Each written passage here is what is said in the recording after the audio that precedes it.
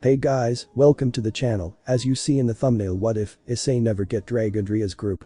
Before I start, please do support for more awesome content and subscribe my channel and like this video. Go support and follow the blueprintLV for writing that awesome fanfic, and also make sure to comment on this story, link in the description. Let's start this video. The woman in the corner of the room's corner was sobbing. Her nose was bleeding crimson, dripping down over her face. One of her eyes was swollen shut. She was curled up in a small ball, hiding her head like she always did. The wall was splattered with even more dark blood, and so was the small boy's face. His brown eyes fluttered a bit as he looked at the blonde man, lying down in a pool of his own blood.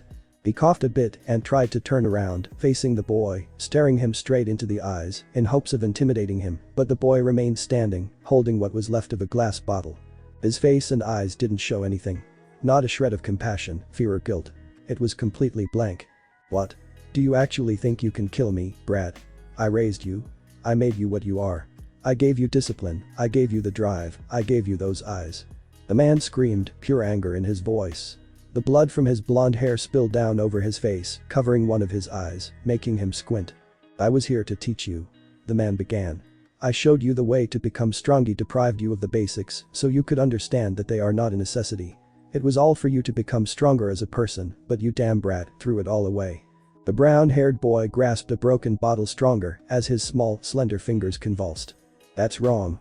You are nothing but an abuser and a molester. The boy's voice came out completely void of emotion. Ha ha ha, the man laughed. But nevertheless, you still are as weak as your real father, you stupid, useless, incompetent, weak brat. The boy turned around, releasing the shard of the broken bottle as it fell to the floor, shattering into even smaller pieces. Are you going to run away? Run away like always, Issei, the man screamed, but it was cut short as blood splattered all over the room, turning the wall to his front crimson. The dull-looking knife had slid across the man's face, cutting open his eye, nose and forehead. The knife hadn't been there before. The boy jumped on the man's chest and reversed a grip knife and brought it down to the man's chest. Repeatedly. A few stabs later he was already out of breath and the knife fell out of his grasp, hitting the ground with a clang and then disappearing. He looked at the man's hand and reached for a dark ring on his index finger. The ring had a small, dark rock on it that always hurt a lot when the man punched him with a closed fist. He pulled the ring on his own thumb because it was too big to fit anywhere else. That was when he convulsed and jerked into his awakened state. Grasping at his chest, he tried to breathe. He felt a rugged hand on his shoulder as blue eyes looked down into his own, dull brown. The head asks for you, child. A man stated. He was average height and a bit on the muscular side. He nodded and got up from his sitting position that he had fallen asleep in, pulling the dark hoodie he had on lower and pushing the end of his camouflage pants into his boots. He followed the man to a different room in the hotel as his gaze was met by a few other people. He nodded his head down in reaction to it. It was a dark, bare and dusty room with two sofas, both of which were taken by people. The hell? This kid looks like he would be scared of his own shadow. A person who had a darker skin color and black hair spoke up. He was pulled straight from the loony bin. Killed his own stepfather and watched his own stepmother kill herself. A woman with golden hair and a black, short and tight dress responded, crossing her legs, flashing a bit of black lace as she did that. The boy tensed up. How old was he then? A man with long black hair pulled into a bun on the back of his head, who was leaning against the windowsill, asked. He wore a black t-shirt and some joggers, together with simple street sneakers. About 10 or 11. The hell would you need to know that, asshole? A different woman answered. It could change his reasons. If he was very young it could have been the instinct to kill, but he wasn't very young. The man got up and walked to the boy. His build was muscular and he was almost a foot and a half taller than the boy. He leaned downwards and grabbed the boy's chin, raising it upwards and meeting his eyes. This one is far gone. The man said and released him. This could be it. Listen to me, kid. The boy nodded. I am looking for a new member to my little squad. Do you want to remain useless? He shook his head. Come with me then. The man responded and began to exit the room with the boy in his tow. It was raining. The boy didn't like the rain as it drowned out the other sounds around him and made him feel dull and drowsy. He looked at the electronic watch on his hand and awaited exactly 1 a.m. He moved out of the alleyway's shadow and onto the empty street as only some of the Chinese street signs remained illuminated, dashing some of the light onto his small statue. The longer he remained in the rain, the heavier his navy-colored jacket and his black pants became, so he moved as fast as he could. Everything he had to do was instilled in his mind as he went over the plan many times that night. He turned the corner and arrived at a rather run-down factory. A few tens of meters before the main gate, which was guarded by two soldier-looking people, there was a small hole in the barbed wire gate. The boy raised his arm, and a small knife appeared in his hand. He touched the side of the gate, just where a support pillar stood, and dragged the knife upwards. The small studs fell out easily just as the instructions said. The knife disappeared in thin air, and he pushed the fence upwards and slid through the gap, immediately beginning to jog over to the side of the factory. Unfortunately, the factory doesn't have windows on the first floor, so you'll have to get past the guards. He remembered the words that the mysterious man had said as he turned the corner towards the emergency exit of the 4-story building, and it was secured by two guards, holding rifles. The boy slouched his back, lowered his arms as he moved towards them, letting them spot him. They immediately raised their rifles, but then slightly lowered them, shouting at him in Chinese. They moved a bit closer, and so did the boy. They hesitated, most likely because he was a kid. A few more steps, as both of the people were a foot or two away. They asked something in Chinese again, this time with more force to their voice. Another step, as the boy touched the black ring on his index finger. He moved it a bit, and then both of his arms flailed upwards. Like the silence itself, the two men lost all of the control over their bodily functions, falling down with a thud as their throats were cut in half. The boy spun the two knives in his hand around and made them disappear as he grabbed the two men and pulled them a bit away from the clear field, hiding both of them behind a dumpster. It was lucky that they were relatively lightweight, if not, the boy wouldn't have been able to move them at all. He stopped for a second to catch his breath and swiped the keys from one of the guards. The emergency doors opened with a silent clicking sound, and he moved up the poorly lit stairs. The boy pulled out a mask from his coat. It was a pure black blank mask with two circles for eyes. He clasped the two clips at the back of his head, took a deep breath and pulled up his hood. He moved silently, dodging a few patrols that were walking around. It was easy because that man had told him where, how and how many people would move around. And thus, he easily reached the 4th floor. At the end of the stairs, there were two guards, so he decided what to do on the spot. The knives appeared in his hand. This time, the blade and the handle was balanced, and it was bare metal. He turned the corner and flicked his wrists before the guards could even begin to react. The two knives were thrown into one of the guards' hearts, while the other went into the eyeball of the other man and stabbed his brain. The boy leaped over the bodies and closed in on the doors. You are after a flash drive and a person. Your target is an influential man in this district, a corrupt man, but don't misunderstand. You are not doing it because of justice, we just obey the highest bidder. The man's words echoed in his mind as he opened the doors, his hand already midair, with a knife in hand. His target, the bald-headed man in a suit, was talking on the phone. His eyes widened as the boy flicked his wrist and the phone went flying out of his hand, being pinned on the wall by the knife. His target leaped downwards, behind the desk. The sound of a drawer opening could be heard, and that sound was followed by the slide of a gun being pulled back. With a flick of his wrist, the only light bulb of the room was shattered by another throwing knife. The man leaped upwards, aiming where the attacker had been a second ago, but he was gone. Then pain attacked him as he noticed a knife embedded in his elbow, and he noticed that he couldn't see from one of his eyes as something warm was spilling down his face. He brought up his free hand and touched his face, only feeling a knife in his eye socket. He went into shock, unable to even scream. From the room's furthest corner, out of the shadow, a blank-faced person chucked a few more knives that ended up in his head, spine, throat and his other eye. The boy quickly jogged over to his table and pulled a flash card from one of the drawers. The boy took one last glance at the bleeding man and jogged out of the room, backtracking his way in the office. It was easy. The morning sun rose on the corner as a sand-colored jeep stopped by a particular street vendor. The streets were bustling and people were going on their way. The brown-haired kid, who was kneeling by a building and messing around on his phone, arose and went over to the jeep, stepping inside. The doors closed with a quiet bang, and he stared up at the black-haired man, who was smoking. Done? The boy nodded and took a flash drive out of pocket, handing it over to the man, who then handed it over to the woman with the golden hair, who was still wearing the same, form-fitting dress as a day ago. You pass. I am Fowrin. The man raised his hand towards the woman, who was holding a small laptop, and her laptop is 13. She raised her head and her olive-shaped blue eyes pulled a bit closer as she smirked and nodded. Four spoke up. I understand that you have some problems. The boy swallowed his spit and turned his head back to his small phone. He quickly pressed the screen a few dozen times and raised it towards the man. It was open on an email with an empty subject window. Yes. There are very few exceptions that I can actually speak with my own voice. Selective mutism, then. The boy nodded. Alright. Tell me who you are. The boy looked puzzled. He pressed the screen of his phone a few times and then raised it again. Issei Haidu. 14 years old. A murderer. Four laughed. You are interesting, kid, but you will need a new name, since you will be with us. Do you want to think of it yourself? Issei shrugged. Wasn't his mask blank? 13 asked. For crossed his arms on his chest. How about faceless then? Issei nodded. He didn't care. What do you want to do now? It took a second for him to write the message on his phone. A single day had passed as the boy remained sitting in the corner of his room.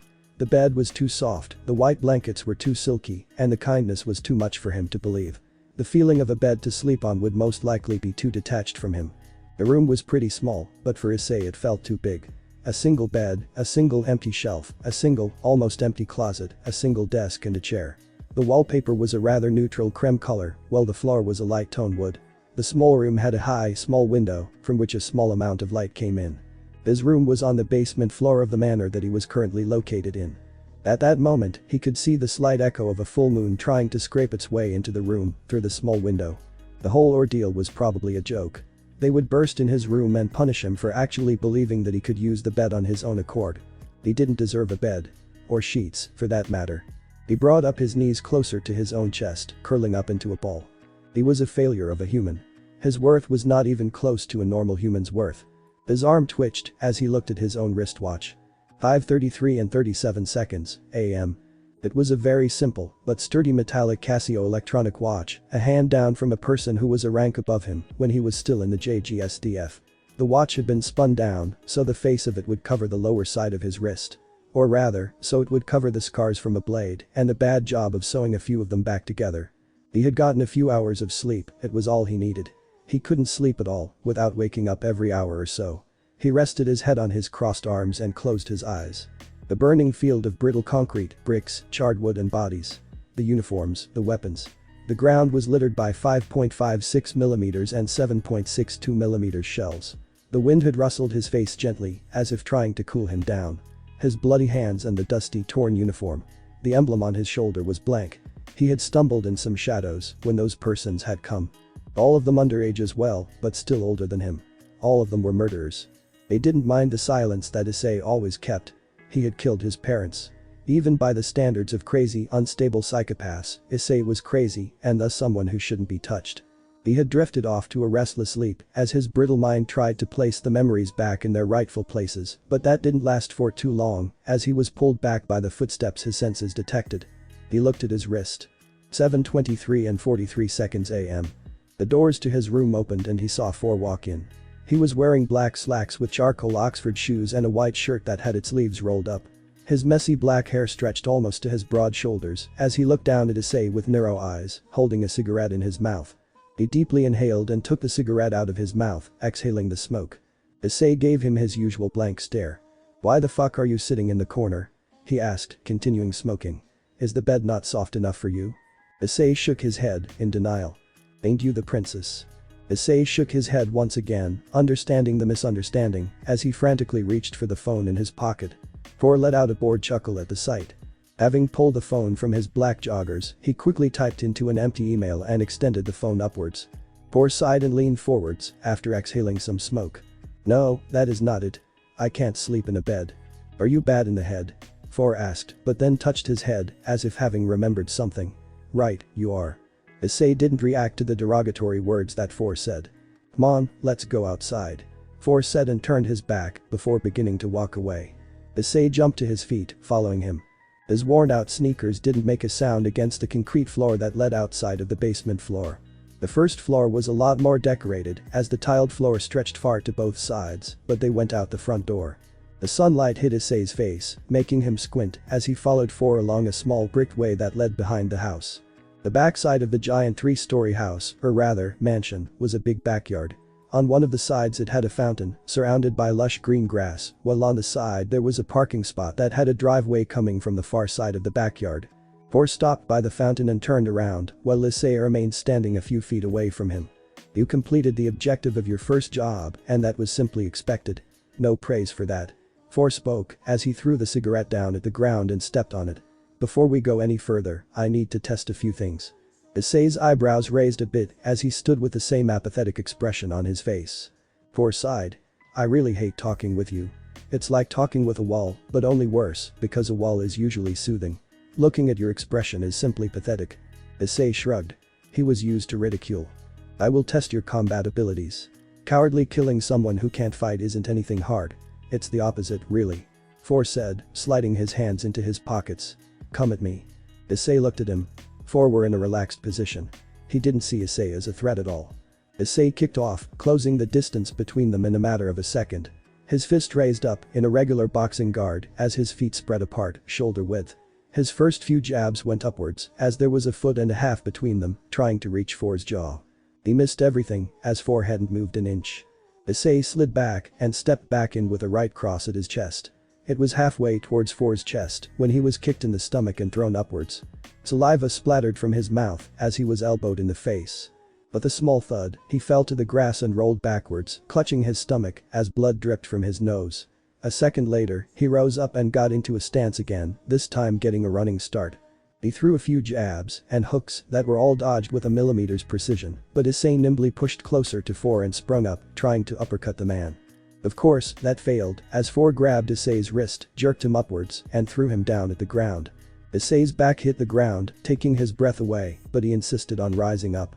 For made a TCH sound with his mouth and kicked Issei in the face as he was in the middle of raising up.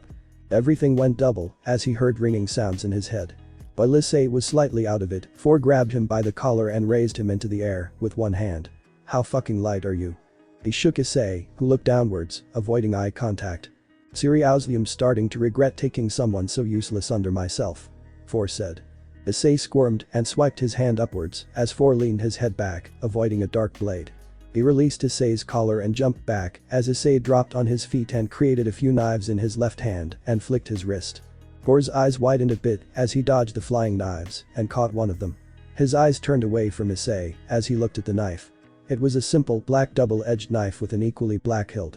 Issei had jumped at him, seemingly while he was busy with looking at the knife, but Issei's eyes widened from surprise as that same knife blocked the two he was swiping at For.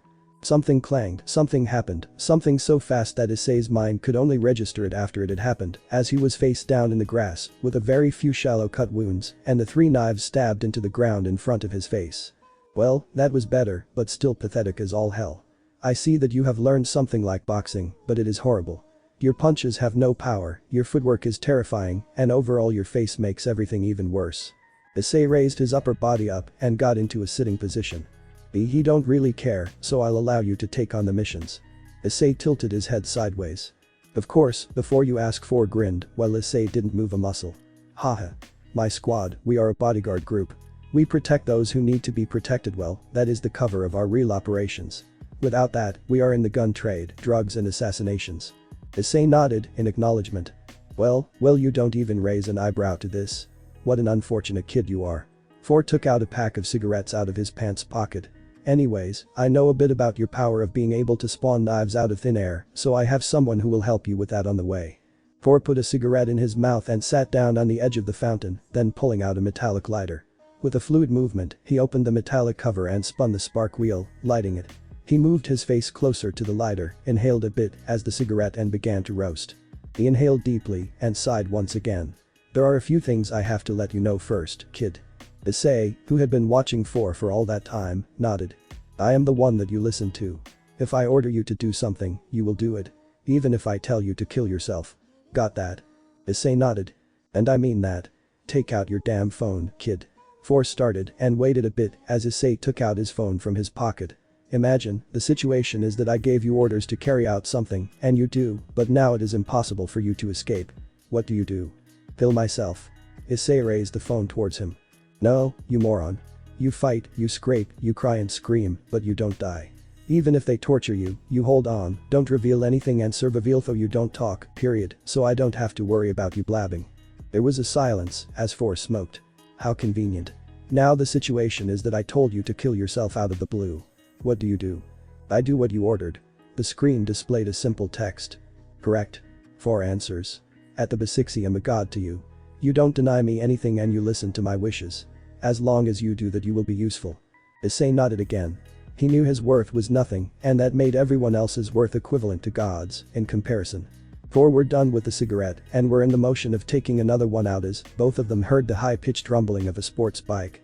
The revving noises went quieter as it came closer to them until it almost silenced. It rolled into the driveway until it came to a complete stop at the end of it. The driver held the bike in place by standing on the ground and took off the black helmet. Her black, slightly messy hair that had been pressed against the helmet's innards now ruffled in the wind. Her hair wasn't that long, it was about shoulder length on the back, while on the front her fringe was pushed to the left side as a long bang was running through between her eyebrow and it went to the side as it passed her nose. The sides of her bangs were a bit messy. She pushed her Chelsea boot under the bike and brought down the support leg. She put the helmet on the steering wheel and took out the keys, spinning them with one of her left fingers. After nimbly climbing off the motorcycle, she turned her gaze towards Four and Issei. She opened her leather jacket, revealing that she was wearing a simple white crop top under it, revealing her navel and her outstandingly trained stomach muscle. She spun the keys and walked over to the two of them. From a closer distance, he noticed her facial expression. Her eyes were a bit narrow, as if she were slightly squinting, while her face held a curly, but rather lazy, smile. That, coupled with her high eyebrows, made her look very smug and foreign. Four got up and walked over to her, fist bumping each other, as Four walked away, lighting another cigarette. Only then Issei noticed that the woman was the same height as Firth had made her tall. Her gaze turned to Issei, and the smug expression turned a bit lazy as she expressed her downwards angled smile. She stopped by him and leaned downwards, extending her hand. "Come on, Misha, get up." Issei observed her. The dark, skin-tight jeans that covered her muscular legs, the uncovered navel and the slight cleavage of her modest breasts, and her face. Her slightly narrow, piercing blue eyes held a hint of curiosity in them. Issei grabbed her hand and she pulled him up without the slightest trouble. Issei could tell she had a good amount of muscle under that leather jacket. "I heard a bit about you from Four, but you seem to know nothing about me, huh?" she asked. Her voice tone was a bit on the rough side, but it was laid back nonetheless. Issei nodded. "Figures. That asshole never does anything apart from bringing everyone's mood down." The blue-eyed woman spoke. "Anyways, by the people from this place, I am known as 18, but you can call me Chevis." Issei raised his eyebrows a bit and looked to the side for a moment, but Chevis caught that. Wondering about the numbers. "It's a cover system that 13 thought of. You will get one as well, if you don't die." She let out a small chuckle after covering her mouth slightly with her palm. "Anyways, I need to go find 13, after that let's meet in your room, yes?" Issei nodded and she began to walk away at a brisk pace while Issei went to his room, ignoring his rumbling stomach. Chevis's movements were fluid as she made next to zero sound with her boots. The walls, the floor, the paintings, the furniture, everything was in warm colors. The tone of the mansion altogether was very reminiscent of summer or life of something kind. Exactly opposite of what the mansion was used for. She had used a staircase to walk up to the 4th floor and she didn't stop nor knock when she opened a pair of doors. It revealed a luxurious room. A king-size bed, giant glass desk, bookshelves, leather chairs, some modern abstract art paintings and a balcony. Four were sitting inside, stretched out on a leather sofa, holding a cigarette with one hand and a glass half filled with a light brown liquid. He shot a broody glance at Chevis and returned to staring at the ceiling as he took a shot from the glass. Chevis shook her head as she passed him and moved on to the balcony. On it, the golden blonde was sitting under a giant sun umbrella. She was wearing a simple white t-shirt and short jean shorts. The wooden recliner seat had been pushed a bit back as she held a laptop in her lap, furiously typing something. "I'm home." Chevis spoke to her as she leaned against the railings of the balcony with her lower back. 13's fingers stopped instantly as she jerked her head up. She looked at her for a second and then smiled. "Welcome back. I trust everything went as planned." Chevis nodded. "Let's just say the world is now a single drug lord clear and our bank accounts now are a bit wider." "Good." 13 nodded, fluttering her green eyes. "Did you meet the boy?" She nodded. "The kid reminds me of Four a lot, only he doesn't have that obnoxious attitude of his." Four grumbled something from inside the room. 13 looked upwards and after a small while spoke up. "Does he even have an attitude?" Chevis crossed her arms under her chest. "It really. He simply is there, silently. He follows orders and he wouldn't disobey. It's odd for a kid to be like that." Before 13 could answer, Four walked on the balcony and leaned against the doorway. "You women are really dull when it comes to this. He wants to be useful. If I told him to kill himself, he would because he would be useful that way." "Deep-rooted fear of being useless, then?" Chevis asked him. "Yes. We found out a lot about him by simply reading some documents with his psych evaluation.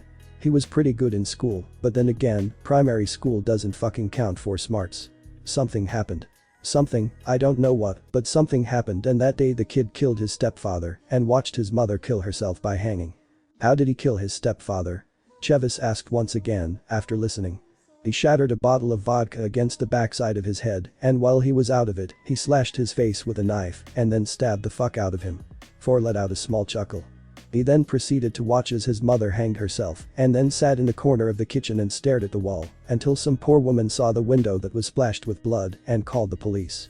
It made a nice little outrage in Japan, you know. Imagine that a kid who killed his parents and didn't show an ounce of remorse for that. When was he adopted? He was left at the orphanage since birth, adopted at barely 1 year old. Never knew his real parents, never searched for them, never wanted to know. His parents were 16 at the time, so I assume they were too young to take care of him and assumed that putting him up for an adoption would be the best option. Silence, then 4 laughed, but the humor escaped Chevis. Anyways, after killing his step-parents, the kid spent 9 months in the loony bin, and that is where most of the information comes from. He didn't talk even then. He lost his voice right after he was killed. He wrote a bit for the psychologist, and there he reveals very little, but if you put together all the bits and pieces, his step-parents obviously abused him. I see. Childhood abuse often creates serial killers, so it makes sense. Chevis nodded, looking downwards, thinking about something. Well, it doesn't end there. After 9 months, he killed himself in his room after having stolen a knife from the lunch cart by slitting his own throat. Obviously not true. Chevis sighed, looking 4 in the eyes, who grinned. So, who took him? That's the thing. 13 asked him to write about what happened after that, and he wrote that it was the Japanese self-defense forces, but that is bullshit as well. The kid was pulled into war zones, mainly the Middle East, Syria, Iran, you know the deal. As an 11-year-old. The other child soldiers he worked with were not from Japan. 4 sighed. Japan doesn't have child soldier rings. Our little union recovered him, right? So, were there any other survivors of the team he worked in? He was found dehydrated, with major blood loss and without a weapon. His uniform was irregular camouflage, but it lacked any ways of identification. No tags, no emblems, no nothing. His dog tags have only a name, a date of birth and blood type. Almost 15 miles from his found location, a few days earlier a giant explosion had happened in a nearby village. Chevis exhaled, perplexed. So the kids were basically sent in as some kind of martyrs. If they succeeded, they succeeded, if not, they died, and no one could ever identify who they were. 4 grinned and pulled out another cigarette, lighting it. Indeed. Issei wrote that all of them were murderers of some kind. Basically worthless psychopaths, let loose in the Middle East to kill. How suitable. 4 exhaled deeply, while Chevis frowned. Oh, one more thing. The explosion that I mentioned earlier was given out as an accident with highly explosive materials, but a spy we sent found traces of magic and demonic power. Chevis's previous rather relaxed gaze turned cold. So it was devils. Yes. Can you work with this? Chevis frowned once again. Yes, I can. I will make him into a worthy person. Listen, Chevis. 13 spoke up after a long while of silence.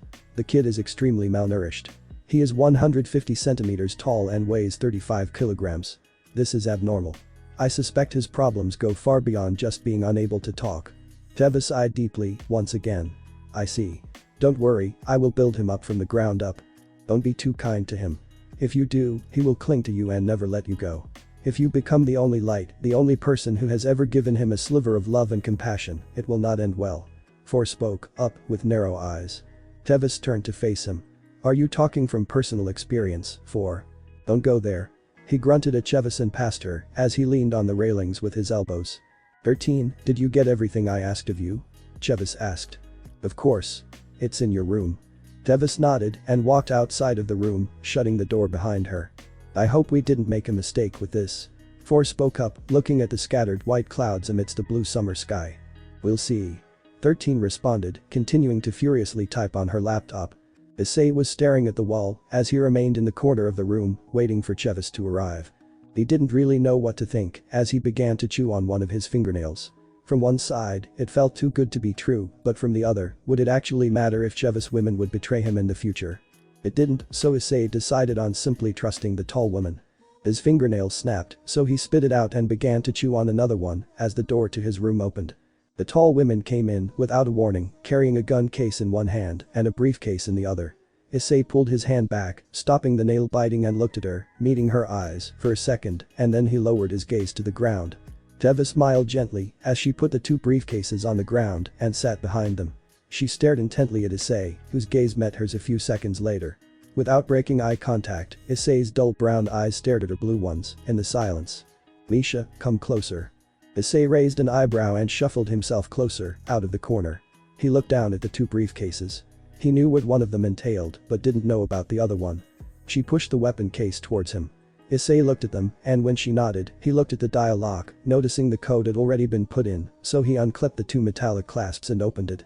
The first thing that caught Issei's eyes were the metallic parts that were strapped on top of the black ribbed foam. It was obviously an assault rifle. It is yours now. You supposedly were in the army, so you used a rifle with a 5.56mm ammo, yes?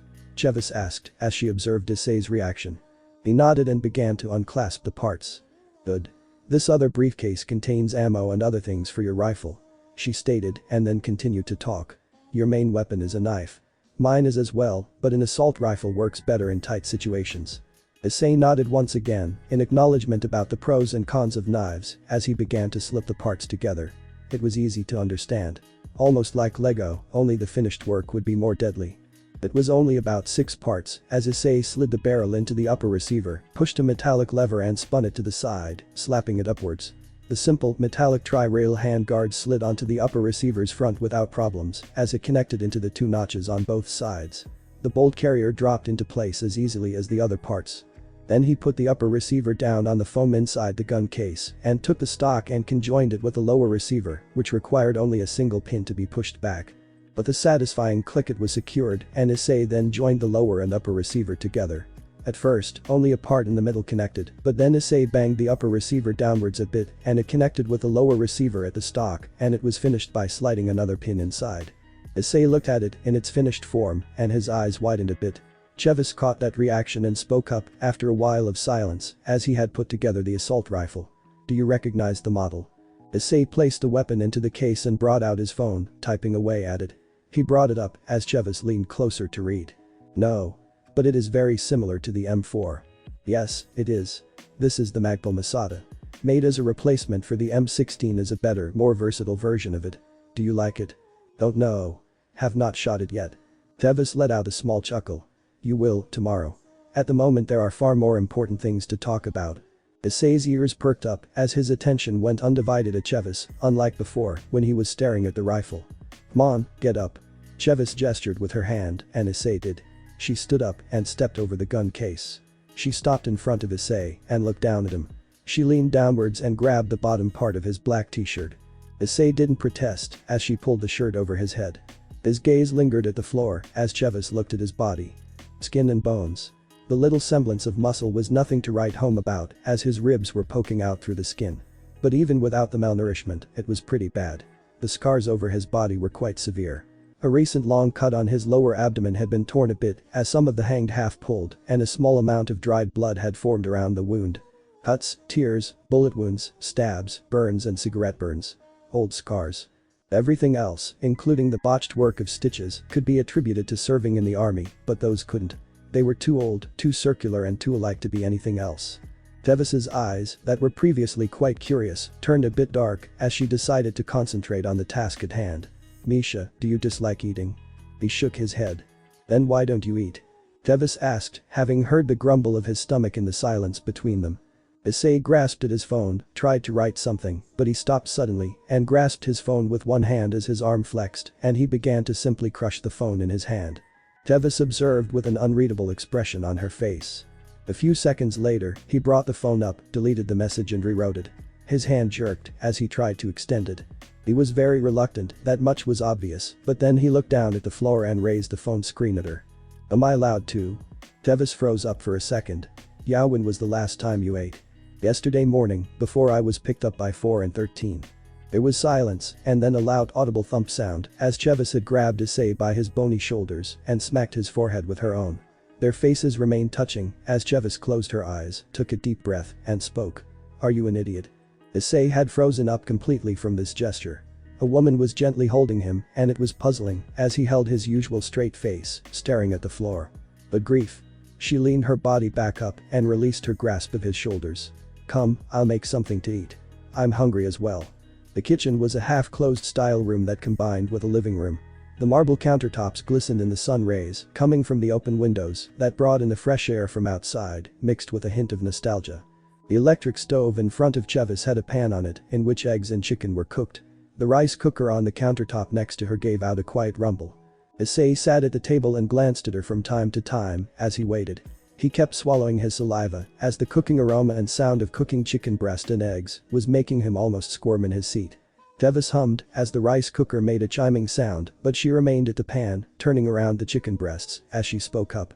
"Go get the rice, Misha, I'm not a maid, you need to help as well." Issei reluctantly went over to the rice cooker and opened it. The fumes assaulted his face as he pulled back. His nose almost comically twitched as he inhaled the appetizing smell. He looked around and, not seeing any bowls, assumed that they were in the cupboard above him, only he couldn't reach them with his small wingspan. He was about to spin around and take a chair to climb up it, but Chevis stood behind him and reached over him. She was easily able to reach it with him in front of her. She placed the two bowls in front of him, but that left Issei frozen again for a small bit as she had brushed her arms against Issei's shoulders. She returned to her work without saying a word as Issei moved the rice into the bowls with a fork he had created. He placed the two bowls and the forks he had created on the table. A small while later, Chevis had put everything else she had made on the table, including 2 glasses of juice. Now that both of them were sitting at the table, overlooking the meal. "What? You can start to eat." Chevis smiled as she took the fork in her hands. Issei looked at the food, then at her, and put his hands together, lowering his head. Her face lit up as she understood. "Did you do that in Japanese thing?" Issei, a bit flustered, nodded. Chevis grinned and began to eat, but observed the way Issei did it. He ate fast and rowdy, not taking his time at all. He was eating like an animal, in fear of someone else taking his food. She sighed, understanding. Physical abuse, mental abuse and starving. Issei had finished eating way faster than her, and thus he took his plates and went to wash them. Chevis finished her plate and let out a big yawn. When she opened her eyes, after the yawn, she noticed her plates were missing, and Issei was scrubbing them as well. "You don't need to clean my plates, Misha. I didn't ask you for that," Chevis stated, looking at Issei's back. He shrugged. The only thing heard was the running water and plate chime. He finished washing them and put them on the edge of the sink to dry. While he took a towel to dry his hands, he leaned against the countertop. Chevis did the same. "Listen, you can come to eat anytime you want. You can use the equipment here, the food here, anything here. You are allowed to and you have to." Issei shot a small glance at her. "My God, listen, I order you to eat at least 3 good meals a day. Understood?" Issei nodded. "Good." Chevis smiled. Silence sat once again, but Chevis was thinking. She knew that Issei had a backwards kind of thought process, and thus, she decided on asking basic things that normal people would have no problem with.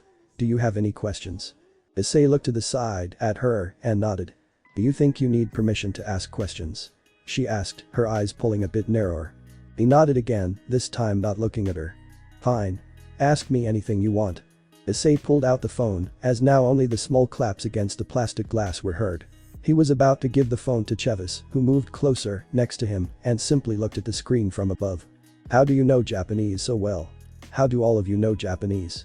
13 ways of Asian descent, but 4 in Chevis were not Japanese, not even close, and that much was obvious by a single glance. "I'm actually from Europe, but I spent a long time abroad in Japan.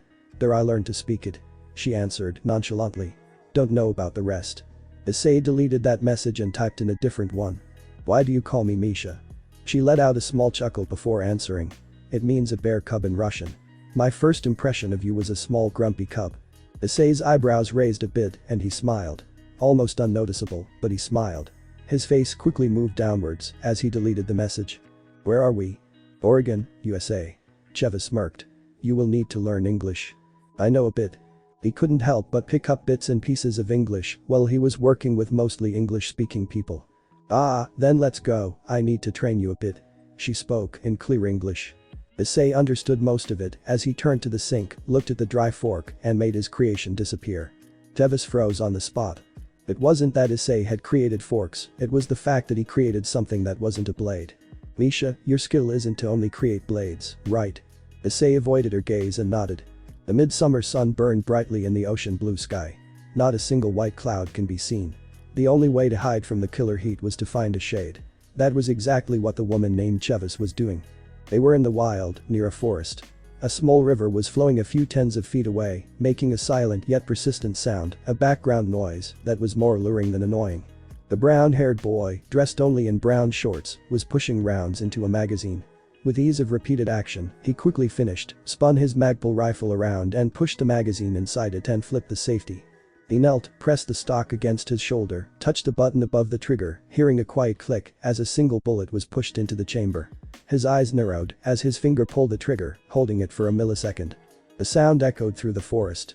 First, the sound of an automatic rifle shooting the bullets, although muffled slightly, because a suppressor was put on the barrel end, and second, the sound of those bullets hitting the metal targets in front of him. Chevis had good eyes. She saw where Issei could hit the targets with no problems. Her eyebrows raised slightly as she noticed that the boy hadn't missed a shot in the hour or two he was shooting.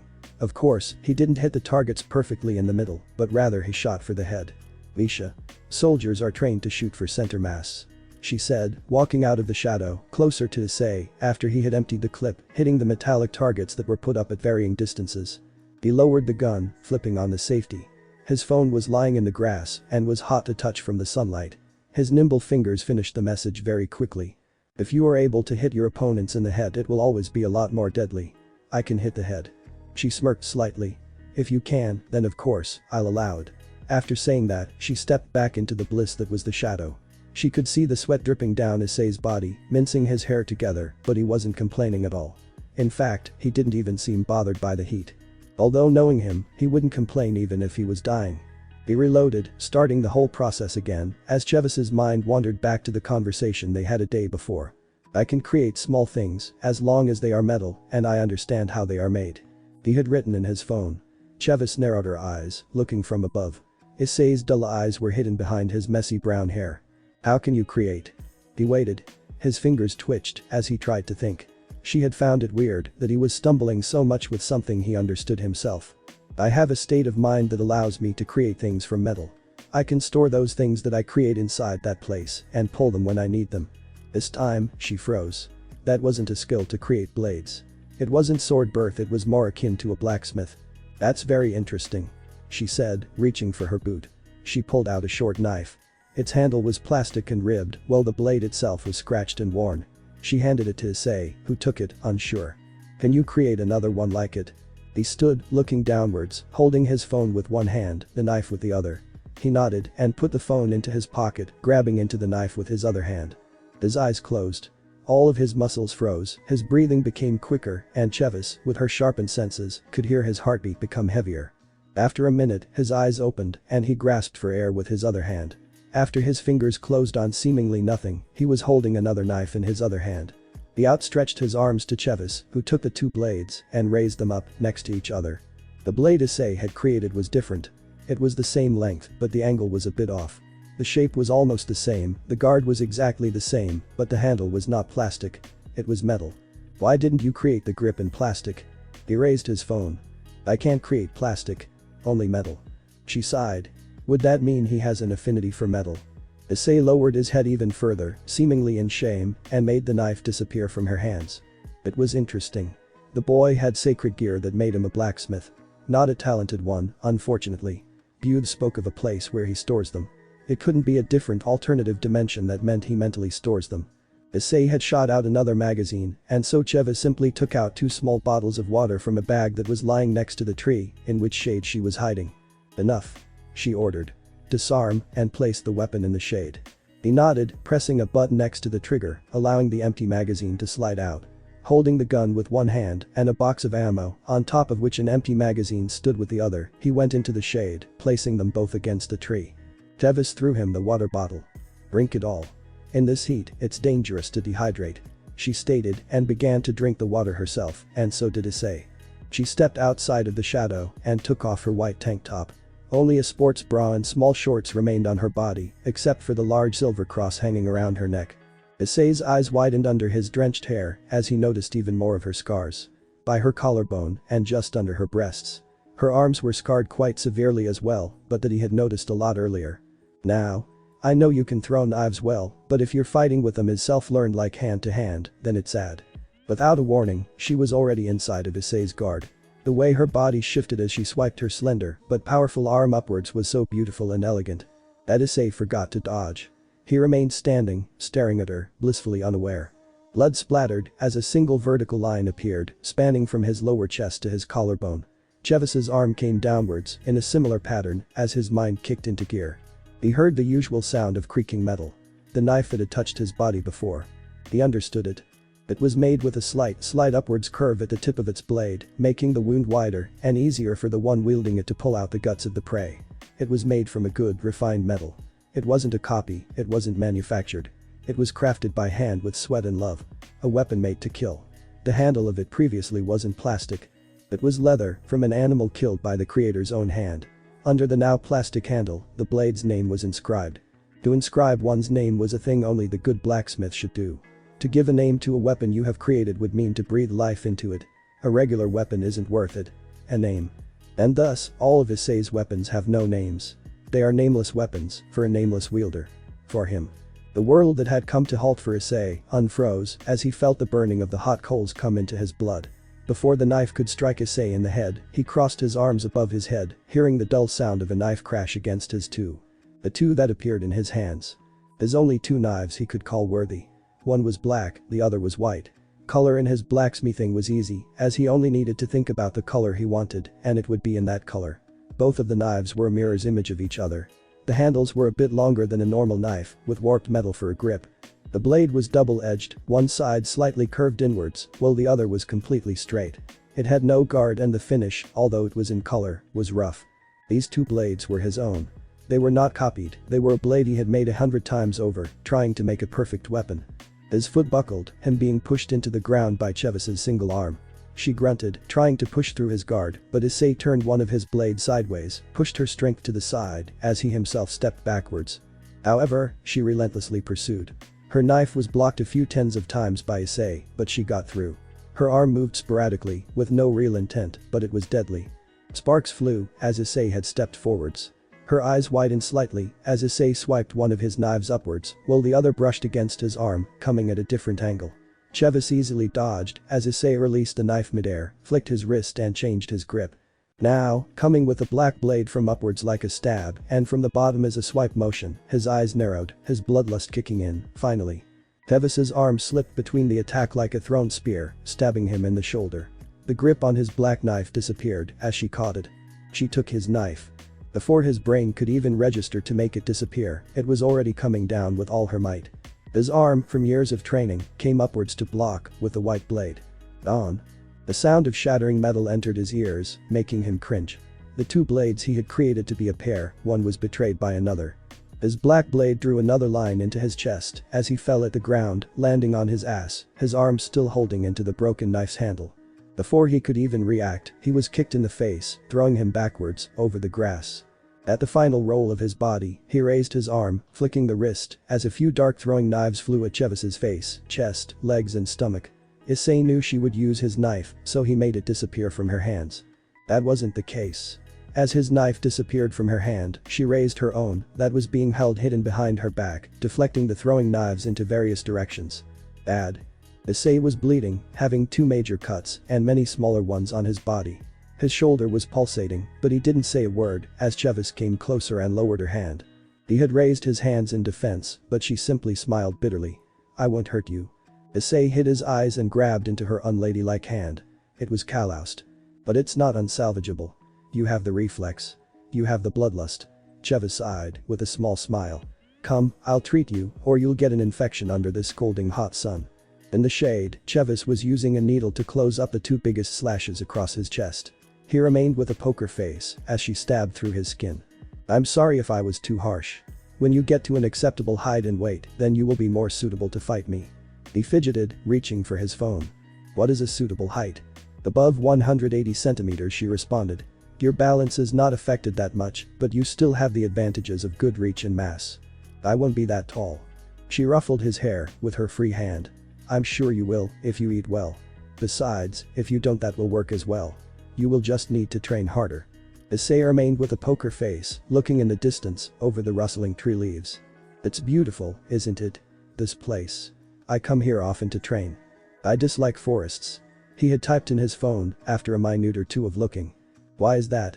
Her glance gave away her mild curiosity. "I buried too many people in them." "Ah." She sighed, looking at the sky as she crisscrossed the end of Issei's wound and pulled the string out of the needle. I did that too, but it doesn't hinder me from enjoying the view. It relaxes me, to be honest. Issei of course didn't answer while Chevis put away her first aid kit. As she did that, Issei walked over to the small river, stepping in. The rushing water reached only to the middle of his tibia bone. He exhaled. The warm water felt cold on his overheated skin.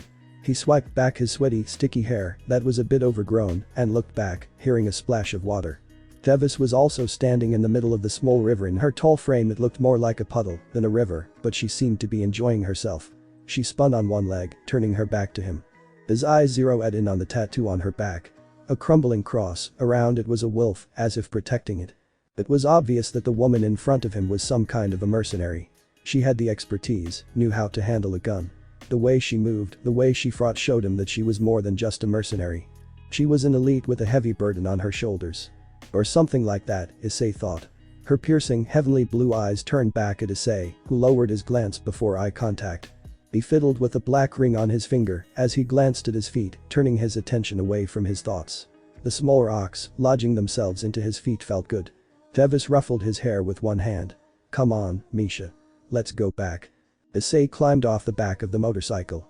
Removing the helmet from his sweaty hair, he felt uncomfortable in giving it back to Chevis. He had dirtied it with his sweat. She however snatched it away before he could mull it over any further. Go take a cold shower, eat and well train later.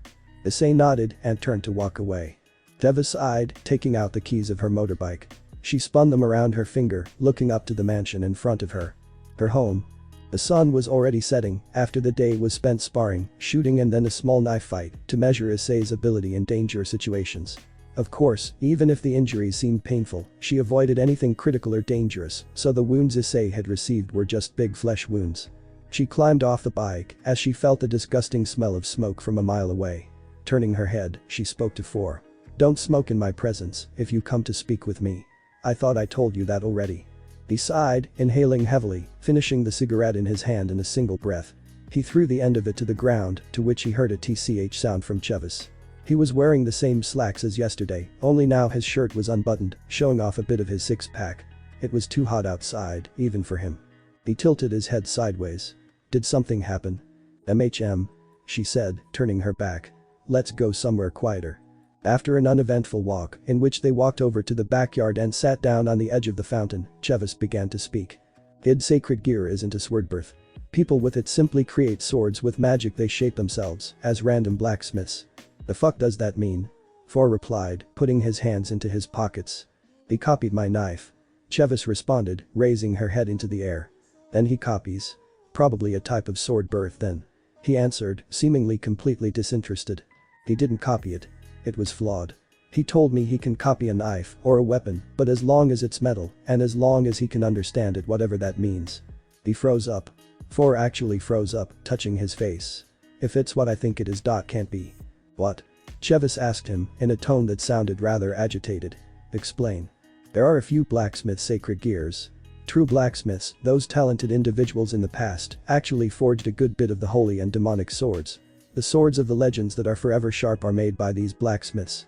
People speak that they have a strong affinity for blades or whatever weapons they like to create. Now that you mention it, the kid had 2 knives he created from nowhere. Odd knives. Knives that I have never seen in my life. Chevis spoke up. Their shape, I mean. Four sighed and pulled out a pack of cigarettes. Nah, it can't be people with sacred gears who created holy and demonic swords called goldsmiths. The kid is pathetic and untalented, no way he has it. Chevis's eyes narrowed as she looked at Four. What other special abilities do these goldsmiths have? They have a world of their own, inside of their heads. Suddenly, from behind their backs, a youthful girly voice was heard. Four grunted. Ah. Aya. You're back. Chevis said as the small girl jumped at her, hugging her. It was a short petite girl with white hair, pulled into twintails. A cute face, emerald green eyes, thin lips, slightly triangular, arched eyebrows, wearing short jean shorts, a white graphic t-shirt with an obscure anime reference. I missed you. She said, kissing Chevis on the cheek, who pushed her off. Yes. Supposedly, these people have a world of their own, inside of their head. There are a few legends about godly blacksmiths who simply appear all over the past, destroying attackers by bringing them away to a different world. One filled with burning metal rivers, covered in thousands of weapons, although they are old legends, unconfirmed legends. Four said as he smoked, but then he got up. I'll go talk with 13. I'm about 95% sure Issei isn't one of the goldsmiths. Don't get your hopes up, Chevis. They both stared each other in the eyes before Four turned his head away and walked off. Aya snuggled close to Chevis, dangling her slim legs over the edge, while Chevis was leaning against her knees with her elbows, her feet strongly pressed against the ground. So, how did it go? Chevis spoke up after a small while of silence. No problems. We killed them and took the money all for ourselves. Those people were rude to me, and when one of the old guys touched me, Kai snapped. Chevis eyed. You're a hacker, you shouldn't kill those people, you know. I couldn't help it. They broke the deal we talked about, always wanting me to gain a whole minute of time fucking asinine. Don't swear. Chevis reprimanded her, like an older sister. Aya blushed. Of course, if you tell me to. Chevis let out an amused chuckle. Anything new? She asked, smirking with a blush. I got a new kid to teach. Aya sounded surprised. I don't like that. Don't try to do anything with him. Chevis's eyes narrowed. He's that weak. No. He will kill you if you try to do one of your jokes. He can't differentiate between real and fake threats. He will return the intent with full force, and seeing as you can't fight for yourself, Chevis sighed. Anyways, he's different than most, so please don't abuse him. She crossed her arms on her chest, acting like a classic tsundere. If you ask me that, I have no choice, it matters, right? This kid is going to die soon anyway, like the rest of them. Chevis looked at the sky. If Issei was indeed a goldsmith, would that change his fate? The ice-cold water made him shiver as he clenched his jaw. Chevis had to take a cold shower, so that was what he was doing. He didn't use any soap or shampoo, he simply let the ice-cold water wash over him. For him to use soap would be to waste it. After 10 minutes, he decided to stop wasting water and got out. He wiped himself off with black t-shirt he had worn earlier and put on some other random clothes. He looked in the mirror that was above the marble sink. The tall mirror reflected himself. His dull brown eyes, his forever poker face, his messy, wet hair that reached over his eyes and on the back, almost over to his shoulders. He avoided his own glance and exited the room after throwing the wet clothes into a basket. Hiding his dull eyes behind his wet hair, he entered the kitchen but froze in the archway to it. A very tall and muscular man was standing by the countertop with his back turned to him. Issei understood if he was an enemy to fight in a straight-up fight with fists or knives, he would lose. Now, however, he could win. His eyes narrowing under his hair, he raised his right arm. A black knife appeared in it without a sound. Raising his hand over his head, he imagined the knife being in the person's neck. In his mind, he heard the sound of it connecting with his spine, he saw the blood splatter, he knew he would not miss the throw. Before he could throw it, his arm was grabbed and he was stopped. Together with a small thud sound, he felt someone's chin rest on the top of his head. "I is not an enemy, Misha," Chevis said, in a soothing tone. The man turned around, slurping on noodles. After getting them down his throat, he smiled and raised his hand. "Yo, Chevis." The knife in Issei's hand disappeared as he looked into the man's eyes. They were oval, brown and kind. His long face wasn't scary or intimidating at all. He swiped back his curly blonde hair and looked down at Issei. "Oh, a new kid." He walked over, looking down at him, as Chevis raised her head from Issei's. He extended his hand downwards. "I'm Kai. And that's." He raised his other hand towards the doorway, from which a short girl entered. "Is Aya. We kind of travel together and take on missions. I'm the muscle and she's the brain. Or something like that." Issei shook his hand. He understood almost all of what the man had said in English, and he lowered his head even further, trying to disappear, most likely. Aya simply observed and placed her hands behind her back. "He can't talk," Chevis answered in his stead. "His name is Issei. Even though he looks scared, he is a seasoned soldier, like you and me." Issei noted the fact that he was right about Chevis being a soldier. "I see. Well then, welcome aboard, Issei. Let's eat, shall we?" He smiled. Chevis and him moved for the countertops as Issei froze in place when Aya suddenly closed in on him. Her slender arms raised as she touched his face, not caring for the fact that Issei flinched, and she pulled his messy, wet hair back. Her olive-shaped green eyes met his dull brown. She sighed. Chevis, where do you find these broken kids?" Her voice wasn't cute anymore. "I mean, come on. With those eyes, he might as well be dead. Even if I could take him down, he's a skeleton." "He is, for now. Do you mind not talking about him like that?" Chevis's blue eyes turned ice cold as they narrowed. "I wouldn't ask twice." "Gee." She nodded. "I'm sorry. Let's get along, shall we, Issei?" Chevis observed as Issei's right palm had pulled into a fist and was trembling, however, he pushed past her, not giving her a single glance. He was used to ridicule. The tall woman made the food, Issei put up the plates and cutlery, and the four of them ate. The girl, who was about his height, named Aya, spoke of her mission, but Issei let it slip by him. His mind was flowing back to thinking about his weapons. With one of his best knives destroyed, he was at a loss. In his mind, he saw the two knives spin. He knew everything about them, but now he knew that the knife was too brittle. He was always improving those two knives. It was like a project, a battle, a learning experience. Those two weapons were the only ones he hasn't copied. In his mind, he had swords, knives, lances and spears even, but those were all copied, most of them badly, from what he had seen and touched in his days. Issei, finish your food. He was pulled out of his thoughts when an authoritarian-sounding voice of Chevis spoke. He nodded, understanding he was simply staring at the desk with a fork in his hand. He quickly finished his food, downed the glass of water and raised from his seat to wash his dishes. He walked up to Chevis and took out his phone. "I'll be in my room." She nodded, and like that Issei exited the kitchen. 2 or 3 hours had passed after the dinner as Chevis sat in one of the more vacant rooms of the mansion, accompanied by 13 and 4. "So then the goldsmith legends, huh?" 13 smiled, crossing her arms under her large chest. "I know. 4 knows. Aya knows." 13's eyes turned to Chevis, who was sitting with her legs crossed. "Tell me more about the legends." "Well, for one, they are legends. The way they work, it doesn't make sense. These goldsmith legends don't work out because of time. The one goldsmith that saved an entire continent from attackers 3,000 years ago, the other goldsmith who destroyed entire crusader armies only 500 years ago, and the third goldsmith who waged war against 2 countries at the same time 1500 years ago. And many more, all over the time, they are described almost the same." 13 smiled, glancing into Chevis's eyes with an alluring expression. Dark, flowing, almost silver hair, dark armor, accented with white lining, dark skin and coal-like black eyes.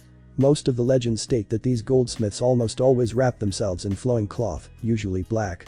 People began to call them goldsmiths because all of them had a golden cross tied to their waist. "Ah, yeah. That. I read about the legends." Even though the goldsmiths who used 1,000 weapons in a single fight were absolute savages on the battlefield, the sight of their cloaks flowing in the wind was always seen as heroic because they always killed for the greater good. Many believed that the goldsmiths were a small clan of elite warriors, always training, but they died out sometime around the 18th century. 4, who had previously remained silent, added. Chevis was thinking. So, if we know that these goldsmiths were just people with that blacksmithing sacred gear, then does that mean those people always have silver hair and black eyes, dark skin? Yes, anyways, the chance of him, of all people, being a goldsmith is very small. No need to even consider it. 13 responded. Make him train his blacksmithing as much as he can. Make him improve the power of it. The weapon strength. Everything you can. As you wish. Chevis answered, slouching back on the couch she was sitting on. Wind. He could hear it. It was always windy outside of the little shack. A small gap between the slabs of metal let in a bit of light, but the inside of it always was dazed red from the burning hot coals in his forge. His shirt sticking to his skin as he felt the scalding hot ooze wrapping his body in it. This was his sanctuary. The one place where could escape, the one place where he stored his weapons, where he created them. The walls were littered by weapons. The corners, the floor, the steel desk, everything. The weapons would slowly suffocate him if he wouldn't stop forging them, but he didn't care. His eyes focused on the red lava inside of his forge, only a metal handle was sticking out of it. With a metal hammer in one hand and metal tongs in his other, he took the blade out. The room became even hotter instantly as he had to narrow his eyes from the brightness of the extremely hot melting metal. Placing it on the anvil, he gripped the tongs harder and raised his right arm. On. As the hammer collided with the burning metal, sparks flew and the sound of metal hitting metal echoed. Issei enjoyed that sound and he enjoyed seeing the sparks fly. On. And thus, he hit the metal over and over again, twisting the piece in various directions as he flattened it. He worked quickly, not allowing the metal to cool down. Only after getting the hooked shape in, he allowed it to cool off for a bit as he went over to the metal table. On it, a single broken knife and a black blade laid next to each other. He knew that his design was flawed. The blade itself was too fragile, and that was caused by 2 reasons. One was the fact that the metal he could use was not pure enough, and the other was the double-edged aspect of the knife. If it was only single-edged, it could be a lot sturdier. With that in mind, he grabbed the 2 knives and threw them into the smelter, which was located in one of the corners of his small room. He sighed and grabbed the now slightly cooler piece of metal with tongs and pushed it into the forge once again. He would create those 2 knives once again, only this time with a single edge, in hopes of creating something worthy. Or so he thought. Suddenly, the world twisted and bent around him as he was pulled away from his small room in the middle of his mind. He inhaled deeply, his eyes flickering shut and open, trying to see in the true world once again. Chevis was there, looking down at him from above as he sat rolled into a ball in his usual corner of the room. "What were you doing? You look feverish," she asked as she touched his forehead.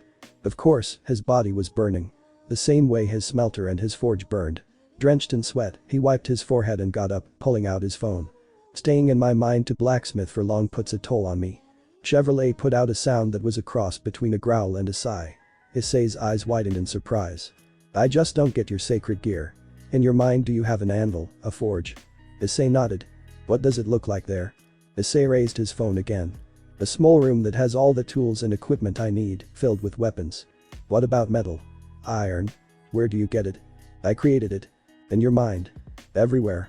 Issei lowered the phone, raising his other hand as a slab of metal appeared in his hand. He threw it to Chevis, who caught it easily.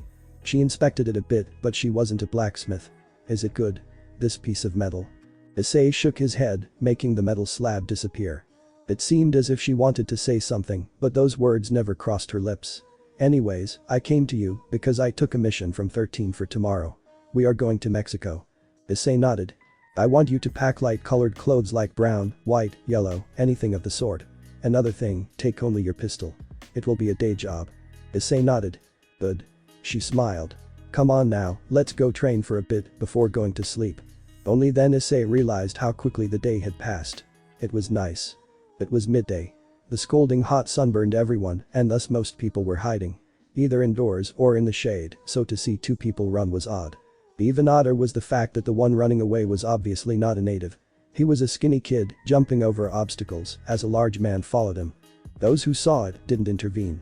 The kid obviously had done something to piss the man off, most likely stolen something, and besides that, the one chasing the kid wasn't just someone. He was obviously a man from a gang. The tattooed arm, neck and the jewelry. Wearing the bottom part of the suit in that area was a clear giveaway as well. Issei remained with an apathetic face, turning into an alleyway, disappearing from sight. His pursuer followed as Issei stopped in front of a fence. He turned around, facing the pursuer. He smirked, taking out a knife from his pocket. He said something that Issei had no way of understanding. He remained poker-faced. Behind the man, as he was walking closer, someone was approaching, silently. He didn't notice it, and before he could move closer, the person towered over him, annoyance in her bright blue eyes. She grabbed his head and twisted it violently. With a crack, the man went limp. "Come on, give me a hand." She spoke as she grabbed the man by his legs, whilst Issei grabbed him by the arms. They moved him over to the dumpsters and threw him in. Closing the lid of the giant trash can, Chevis looked at Issei, who was still sporting his usual stone-etched face. Emotionless, uncaring for what had transpired. "You took too long," she stated as Issei shrugged. Their mission was simple. To kill 3 people that 13 had marked and that's it. Nothing else. It was funny, really.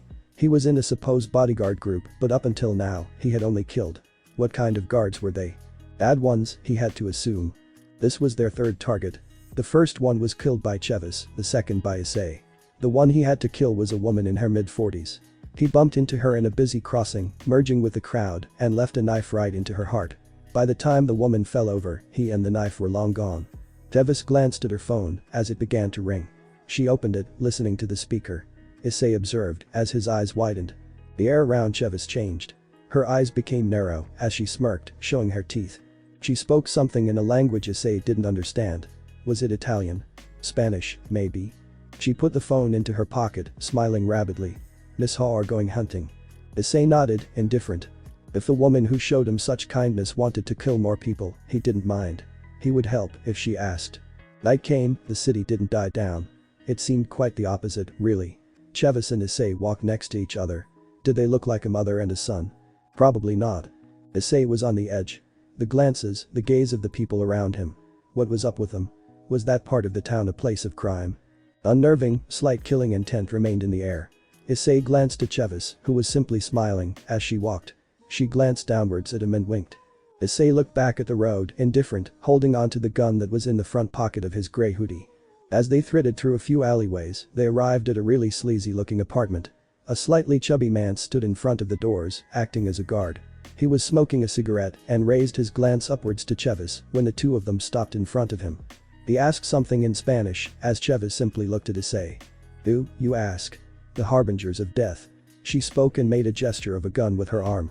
While the man was watching Chevis, Issei pulled out the pistol from his pocket and aimed below the man's chin. "You're looking at the wrong person." Chevis smirked. Boom. The chamber ejected the empty shell as the man's brain splattered the doors behind them. Chevis kicked the dead man away from the door and then Issei shot out the door's lock. Issei raised his eyes upwards as Chevis nodded. "Don't worry. We want them to know we are coming. This will be a slaughter." And thus, Issei rushed into the apartment, creating a knife in his hand. He held it under his right arm, in which the pistol was held. Chevis pulled a pistol from her boot as she ran past him, kicking in a door to his left, so he did the opposite, kicking in a door to his right.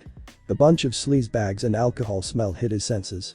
They were afraid, and rightfully so, as Issei fired without hesitation. Acting on pure instinct from the battlefield, he opened the doors to next door and jumped to the side at the same time.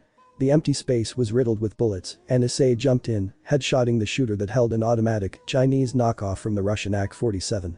The woman screamed in horror as she received a bullet to her temple. He cleared the next room in a similar manner and then he looked at the ground, pondering the purpose of this killing.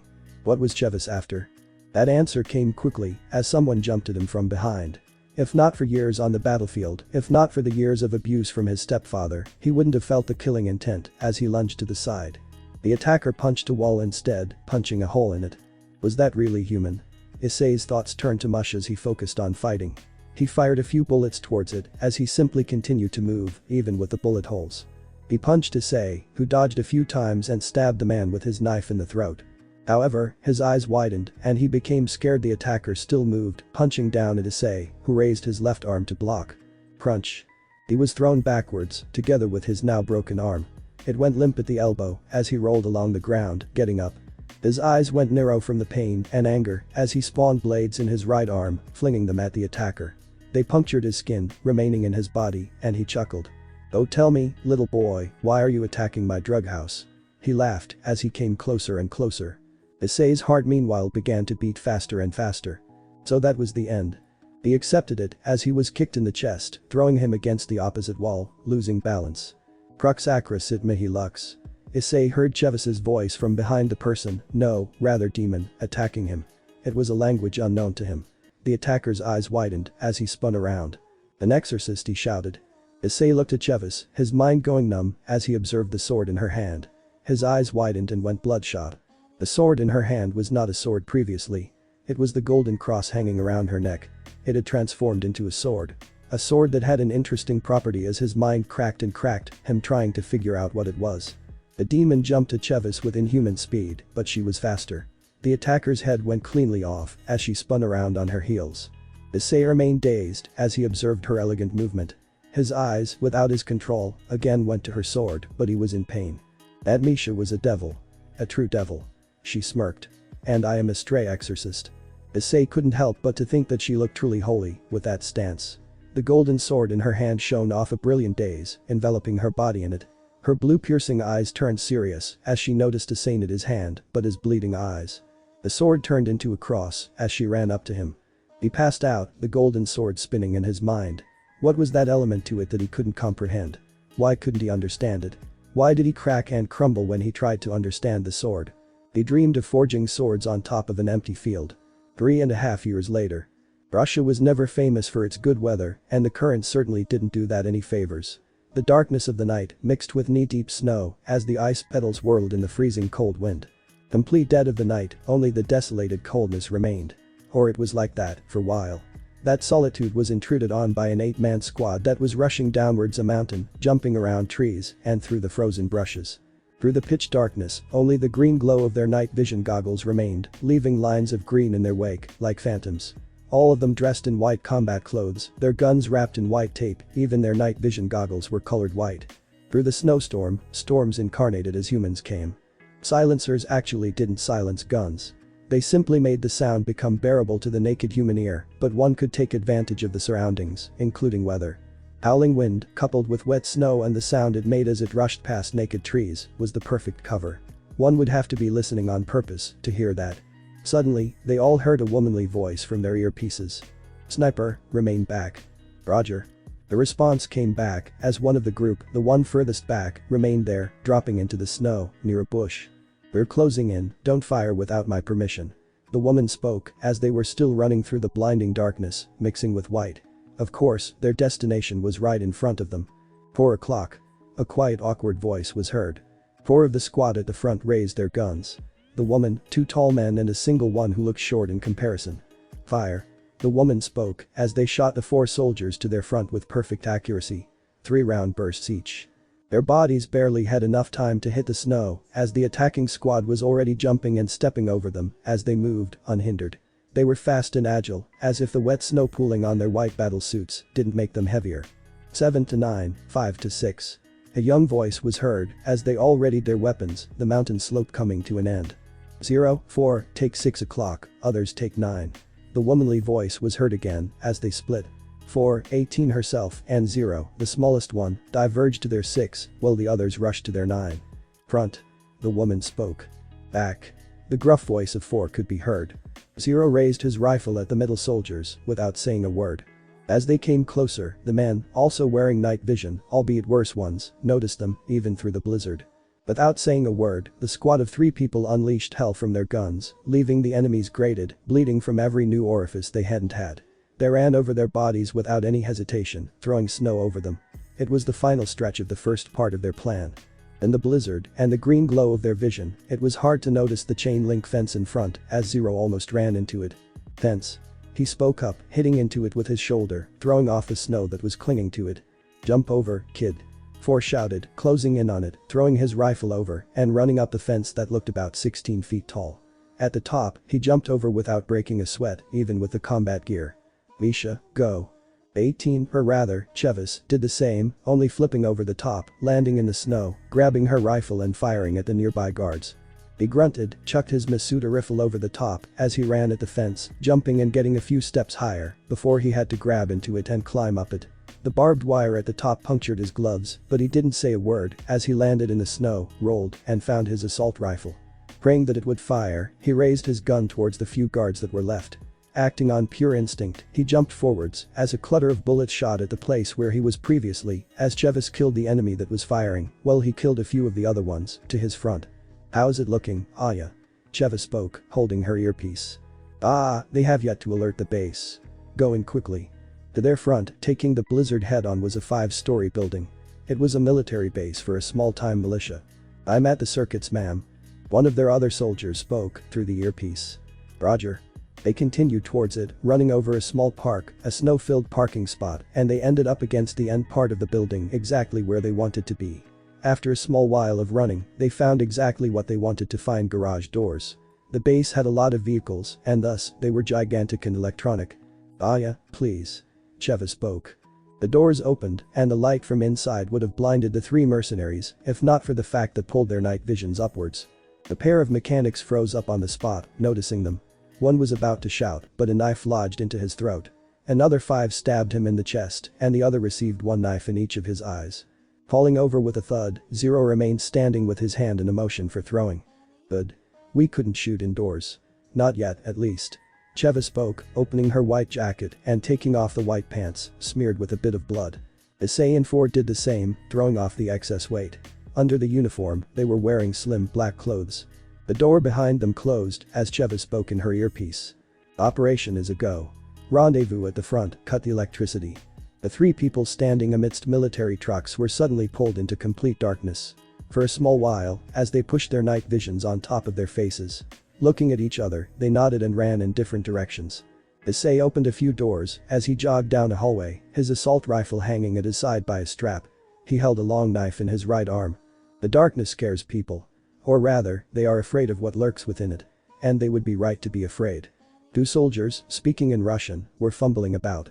Most likely talking about the shitty weather and how it always brought down electricity. Their words cut off mid-sentence as their blood splattered the walls, Issei jogging past them without batting an eye, only searching for his true target, a young woman, captured and kept in this military base. It was really run down, the military base. The soldiers were weak. Did they really need everyone for this? I's a catch. Issei spoke quietly, with his broken speech. Possibly. Be on guard. He heard from his earpiece.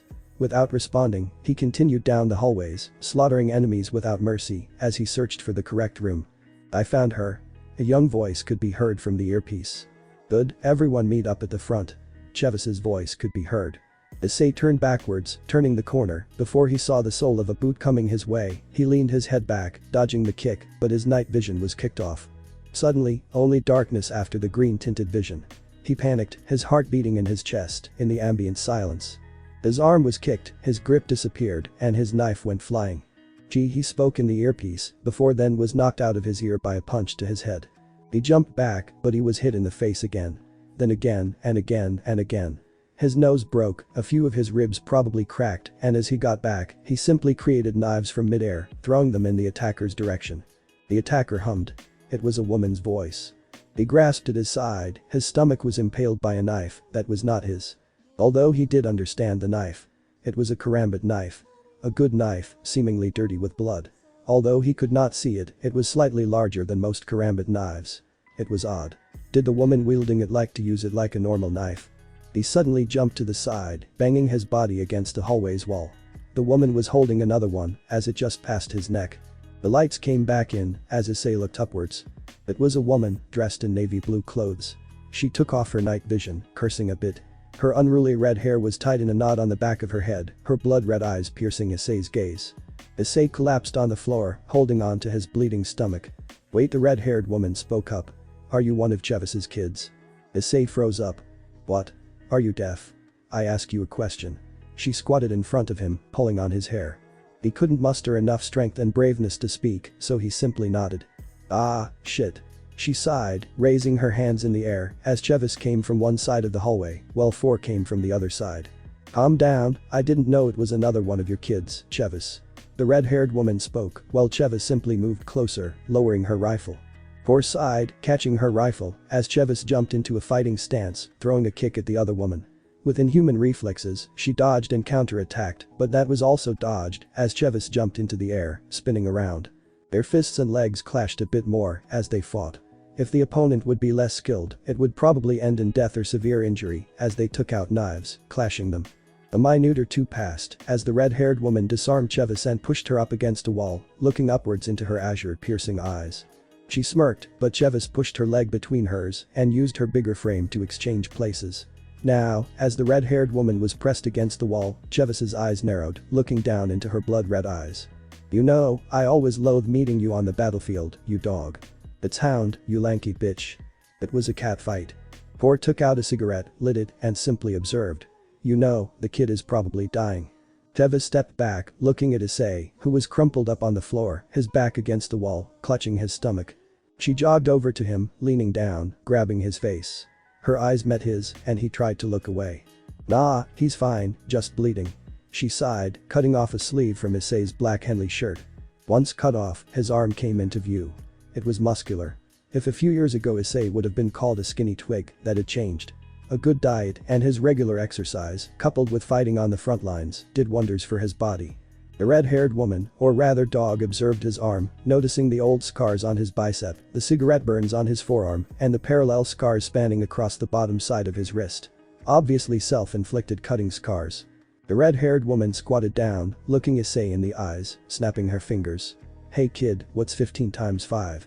Issei didn't respond. He can't talk. Chevis responded, pulling Issei's shirt over his body, uncovering his now bare chest. His skin was a bit on the dark side. Tanned, probably. Some assumed he was from Okinawa. More scars, muscular chest, ripped abs. An inch-long incision just on the left side, between his ribs. Chevis opened the wound a bit with her fingers. Not deep. You'll be fine, here. She said, wrapping the now cut in 2 sleeves around his waist. Chevis helped him with his shirt as he got up. Standing on his 2 feet, he noticed how he was a bit shorter than the red-haired woman. Hey, are you getting dull, Margit? Chevis asked her. I didn't want to kill him. Just to interrogate. Sure you did, dog woman. She threw back.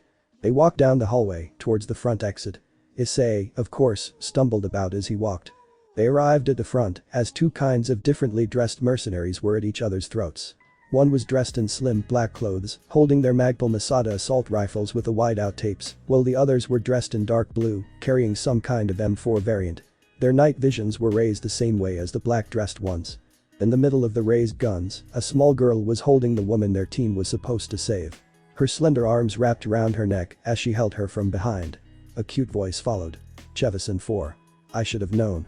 She sighed as Four began to smoke another new cigarette. "Is 13 with you?" she asked, her cute almond-like eyes narrowing as she began to play with her straw-like hair. It was odd for the half-lucid Issei. The girl in front of him looked like a kid and was wearing a stylish brown parka jacket with high-heeled boots and black striped leggings. "Of course not. She never comes on the battlefield," Four responded. "So, what do you want, Maria?" "I need this girl. I really need her," she said, cutely smiling. Four sighed. The girl that Maria was holding squirmed as she cried. Issei wondered what the girl had done to deserve being on this base in the middle of bumfuck nowhere, Russia. "Listen. We are getting paid in spades. It's a lot of money, and if you don't give us the girl, we are going to have a battle to the death right here." Maria chuckled cutely as she listened to Chevis speak. "Kakaka. Don't be like that. Let's see. I'll throw 5% on top of what you are getting paid." 10. Four spoke. 6. 9. 7. 7 it is. Four responded after a short while of gambling. Chevis sighed. "Sorry girl. Money is all." She spoke, looking downwards at the crying girl. Issei remained indifferent until his eyes met Maria's. He stumbled, his expression turning into anger. He grabbed into his gun, raising it towards Maria. Suddenly, about 5 guns were pointed at him, while others pointed at each other, ending in a crisscross of raised guns, nobody moving a muscle. Maria smirked, her mouth pulling into a curvy smile. "Nobody move." A gruff voice could be heard from one of the soldiers. What had happened? Simple. Her green eyes had met Issei's dull brown, and he had become afraid. So afraid that he raised his gun in reflex. His hazy mind was a mess of thoughts. How could a girl like this reek of such killing intent? Like rotting meat. Like death itself. And where had he seen those eyes? Right. His stepfather. The same expression. The moment the girl called Maria got her hands on the girl, she smiled. She smiled, and her eyes showed only expression the desire to hurt someone weak. The same way his stepfather enjoyed beating him and his stepmother. She enjoyed it with all her heart. His heart was trying to punch out of his chest, his arms shaking, his breathing became erratic. Maria walked closer as Issei almost stumbled walking backwards. Even though he was holding a gun in his hands, he was afraid. Suddenly, Chevis walked in front of his gun, with her back turned. "Lower your guns. You scared my student Maria." "He's quite the scaredy cat then, don't you think?" she smirked. "No. Even I feel uneasy in front of you." "Is that so?" she smirked. "Well okay. Lower your guns, men. Everyone calm down," lowering their assault rifles. "Hey, you kid with the cute brown eyes." She spoke up, much to Issei's dismay. "If you ever need work apart from these beginners, get in contact with me or Margit over here," she said, pointing at her side. The woman with blood-red hair and eyes smiled a bit. Or at least Issei thought that she did. "I would certainly enjoy playing with you. Her voice was cute but creepy. So much so that Issei got goosebumps on his skin. Her soldiers stood around her, with Margit touching her, and they disappeared from that spot. "You know, magic and mercenary work pisses me the fuck off. They can teleport in and out like that, while we have to kill our way in." Henry, one of the darkly dressed men, spoke up. He was a bit new in the team, only having been there for about a year and a half. He was muscular, tall and with a scarred face. He sighed, scratching his head. "Misha, you alright? I didn't expect for that damn winch to scare you so much," she spoke as she led him into a different room, apart from the other mercenaries from his group. Issei began to speak, but stuttered. He raised his hand and used sign language. "She smelled like death. Correct? Don't ever even think of working with her. She is probably the most dangerous person I know." Issei nodded. "Try to get some sleep before the daylight comes. A chopper will arrive once the blizzard sets," she said, dropping her black jacket onto his shoulders and exited the room. Issei sat down in the corner of the room, pulled his knees to his chest and hugged himself. Memories overflooded him, and he almost began to hyperventilate, so he began thinking of knives. It always worked. He thought of the weapons he had seen in his life. The bladed weapons he had made himself. He thought of his own two, now short swords. They spun around in his head. He spawned one of them into his hand. It was warm. His fingers wrapped around the handle as his breathing normalized and he fell into a restless slumber. Old memories, once again. Abuse of army officers, abuse from his father, bullying in barracks. Then came scenes of the people he slaughtered. Innocents, guilty, kids. Whoever was in the way. He was indifferent to it, honestly. Then he dreamed of old land. Rusty tools. Rusty blades. Coals and lava. An unending field of weapons. Then darkness. And then, he was shaken up. He blinked a few times, the blur disappearing. Chevis's gentle grasp on his shoulder lessened as she grasped his hand, helping him up. The dull throb in his side hurt a lot more as he moved, but he didn't ask Chevis for help. He walked onward to the doors, with her jacket over his shoulders as a cape. He would have put it on, but it was too large for him. After all, even if he had grown in the ballpark of 20 centimeters in the past years, he was still about 15 centimeters shorter than Chevis. Issei could hear a helicopter outside as they opened the doors. It was beautiful. The snowstorm blizzard had passed, only the whiteness of the world had remained. Wind still rushed, but it was a lot slower than before. Issei's breath made small clouds of hot air. Their clothes ruffled in the wind the helicopter made as Issei grabbed Chevis's jacket by the collar, holding it in place. The 6 other mercenaries, soldiers, bodyguards, or whatever else they could be called awaited for them. A few of them were smoking as they smiled, noticing Issei. All of them holding their assault rifles. The only one who was indifferent was 4, who simply didn't heed any attention to Issei. "Issei boyo, you alright?" A Japanese man, a bit taller than him, asked as he walked closer. He was worried. "MHM?" He nodded, his lips twisting into a small, very slight smile. Chevis wrapped her hand around his shoulder as she helped him get into the helicopter. She was warm. The other guys quickly jumped in, letting Issei sit at the window seat. It was small, but it was enough to see the white show, coupled with the slight outlines of dead bodies. As the helicopter raised into the air and the now empty, dead silent military base became smaller and smaller, Issei lost himself in thoughts. This was his family now. They were a mismatch of nutcases, old war demons, young delinquents, however, all of them were extremely competent soldiers. Undoubtedly, surely, absolutely, definitely. He wasn't. Thanks for watching this video. If you really enjoy this video, like, subscribe, and comment down below, and turn on that bell notification. Don't forget to support and follow the blueprintLV for writing that awesome fanfic, and also make sure to comment on this story link in the description. See you in the next video. Goodbye.